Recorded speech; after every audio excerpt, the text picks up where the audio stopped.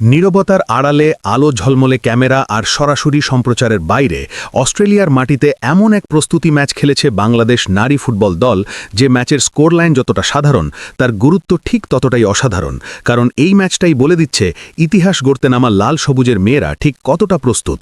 প্রথমবারের মতো এএফসি নারী এশিয়ান কাপের মঞ্চে পা রাখতে যাচ্ছে বাংলাদেশ জাতীয় নারী ফুটবল দল, আর সেই বড় মিশনের আগে প্রতিটি মুহূর্ত, প্রতিটি পাস, প্রতিটি সিদ্ধান্ত এখন ভীষণ গুরুত্বপূর্ণ।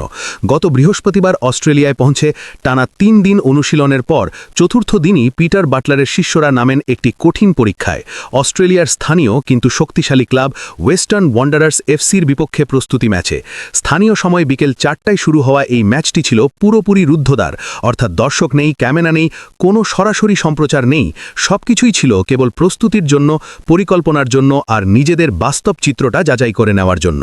অস্ট্রেলিয়ার মেয়েদের শীর্ষ লিগে খেলা একটি দলের বিপক্ষে মাঠে নামা মানেই শুধু একটি ম্যাচ নয়, বরং আন্তর্জাতিক মানের গতি, ফিজিক্যালিটি আর ট্যাকটিক্যাল চাপের মুখোমুখি হওয়া।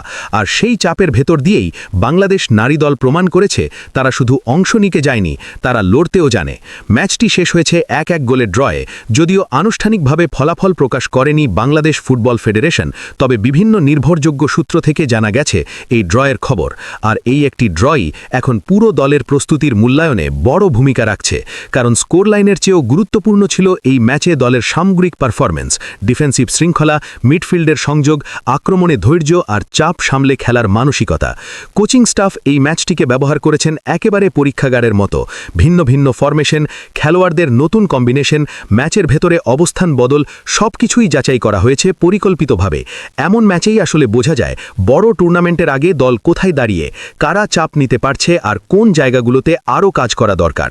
অস্ট্রেলিয়ার মতো পরিবেশে তুলনামূলক শক্তিশালী প্রতিপক্ষের বিপক্ষে এই পারফরম্যান্স বাংলাদেশ নারী দলের আত্মবিশ্বাসকে নিঃসন্দেহে বাড়িয়ে দেবে, বিশেষ করে যখন সামনে অপেক্ষা করছে এশিয়ার সেরা দলগুলোর সঙ্গে লড়াই।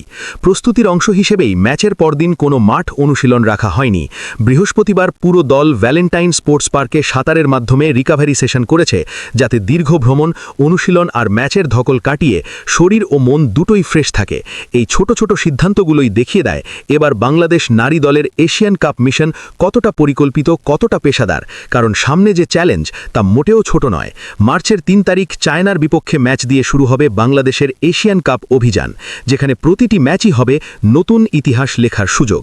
অস্ট্রেলিয়ার ক্লাবের বিপক্ষে এই ১-১ ড্র হয়তো পরিসংখ্যানের খাতায় বড় কিছু নয়, কিন্তু প্রস্তুতির গল্পে এটি একটি শক্ত ভিত, একটি আত্মবিশ্বাসের বার্তা আর একটি স্পষ্ট ইঙ্গিত বাংলাদেশ নারী ফুটবল দল এবার শুধু অভিজ্ঞতা অর্জনের জন্য নয়, নিজেদের সামর্থ্য প্রমাণ করতেই এশিয়ান কাপে নামছে।